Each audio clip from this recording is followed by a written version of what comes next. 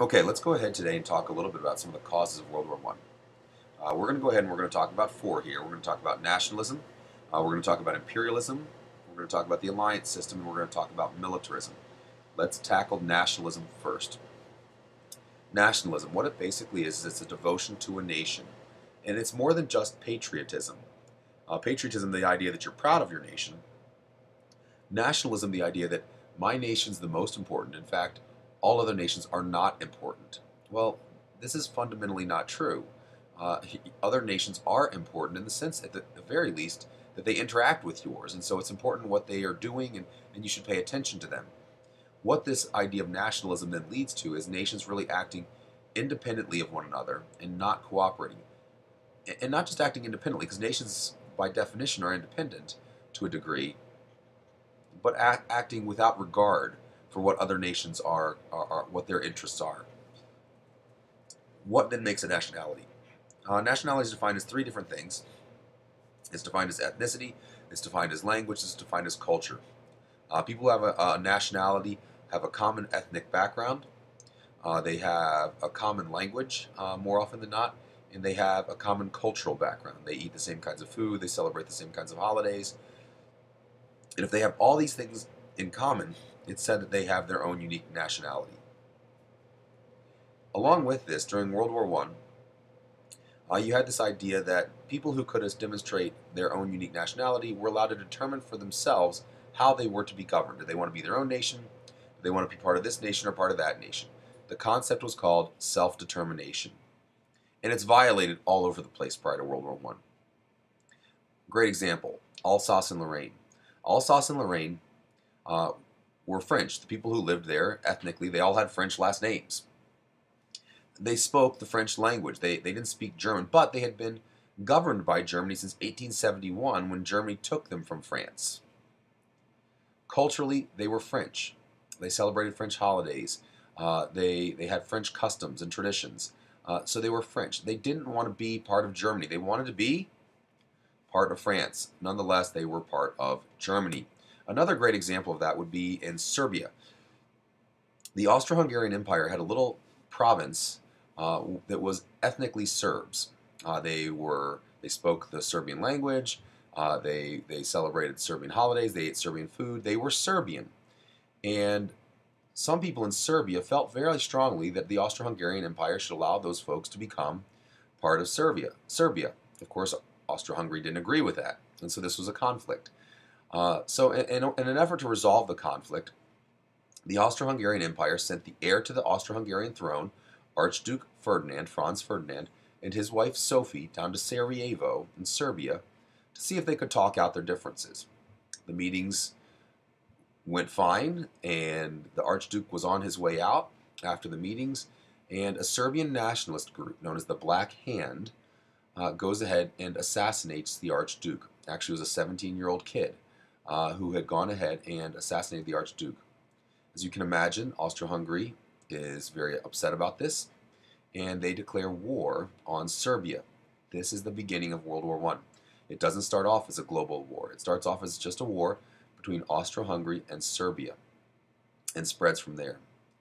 What else leads into World War I? Why else does World War I get as nasty as it does and as big as it does? Well, one reason it gets as big as it does is because of a concept known as imperialism, the idea of gaining a national power through conquest and colonization. And there were several major imperial powers. There was Britain, there was France, there was Russia, there was Germany, Austro-Hungary, all very large imperial powers. And as their empires grew, they started to bump into each other all over the globe. Thus, the reason why World War I becomes a global conflict. All of these imperial powers were bumping into each other everywhere on the planet. Russia in particular is worth noting because Russia, as an imperial power, saw itself very much as the leader of the Slavic peoples. And Slavic peoples being Eastern Europeans. The Serbians are Slavic people. And so because of that, Russia kind of views itself as the big brother to Serbia. And they try to look out for Serbia. They try to promote Serbian causes. This is another thing that will lead into World War I. This is really the why. Why does this one conflict between Austro-Hungary and Serbia spread to the rest of Europe? In large part, it's because of how Russia sees itself, and we'll get more into that in a little bit. And again, Germany, Austro-Hungarian Empire, two other large imperial powers. So again, how does World War I spread? How does it go from this local conflict with Serbia and Austria-Hungary to a much broader conflict? To answer that question, you look at the alliance system.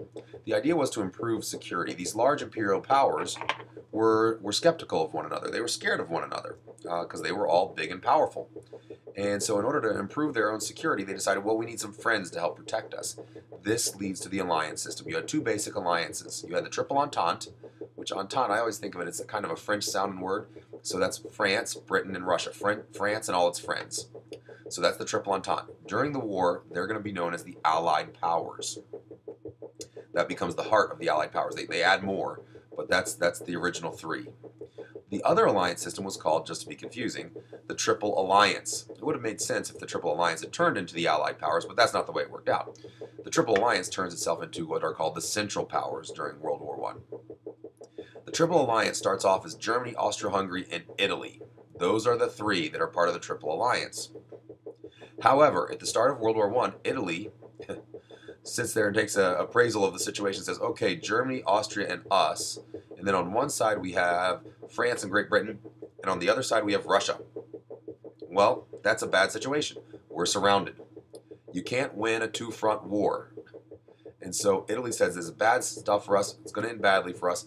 They don't honor their treaty obligations. They become one of the Allied powers. So they switch sides, in other words. Italy's never a central power, even though it's a member of the Triple Alliance. So now Germany and Austria-Hungary are really in trouble. They're like, oh, shoot. Now not only were we surrounded, we're outnumbered. And so they go ahead and they look for another friend. And the other friend they find is the Ottoman Empire, Turkey. This is a huge deal. It was a Muslim empire, a lot of traditional animosity between the Austrians and the Ottomans. The Ottomans had tried to take over Vienna several times, and it had almost been successful. But nonetheless, they needed an extra friend, so they recruit the Ottomans. The Ottomans decide to come on in. And the basic agreement the alliance had was they were defensive alliances. They were an agreement to support each other in case they were attacked. What gets everybody into trouble is that nobody realized Russia had a secret alliance with Serbia. They hadn't told anybody. If they had told everybody, if Austria knew that Russia and Serbia had signed an alliance, it probably would have meant that Austria probably would not have attacked Serbia. But they didn't know this. So what happens is Austria attacks Serbia. Serbia's like, oh, shoot. They go to Russia. Hey, Russia, you promised to help us. Russia said, we sure did. Russia declares war on Austria. And Austria's like, what? You got to be kidding me. Shoot. Austria goes ahead, turns to its friend, says, hey, Germany, Italy, guess what? Russia just declared war on me. You have to come help now. Germany's like, oh, you're right. Here we go. Italy's like, let me think about it. So Russia declares war on Austria. Austria declares war on Russia. Germany then hops in and declares war on Russia. Russia's like, uh-oh. They go to their friends, France and Great Britain. Hey, guys, you promised to help out. France and Great Britain were like, yep, we sure did. So they declare war on Austria-Hungary. Literally within 48 hours, every major European country is at war with one another. Almost by surprise, because of the secret alliance with Russia and Serbia. So why does World War I get as nasty as it does? It's certainly big. Why as nasty as it does? Well, the answer to that is militarism. There had been an arms race in Europe. Either country's trying to get stronger than the other. They had built up stockpiles of conventional weapons. They had invented new weapons like machine guns. They had built up their navies. There's a naval arms race. They invented new weapons like chemical weapons. And they had lots and lots of them. So when war started, they had a lot at their disposal. The naval arms race, in order to protect the sea lanes, gives birth to things like the battleships. They were called dreadnoughts back in World War I. And on the part of Germany, the birth of the submarine, the first submarines were used really effectively in World War I. I mean, there have been a few examples prior, the Hunnian Civil War and stuff like that, but Germany really perfects it, and they are the first time submarines prove almost to be decisive in the war, but in the end, just not quite enough. And then two other countries also enter into this naval arms race, which doesn't affect World War I as much as it will World War II. The United States and Japan also participate in the naval arms race. So, why don't you go ahead and take just a quick moment and see if you can answer a few questions about what we just talked about. Thanks.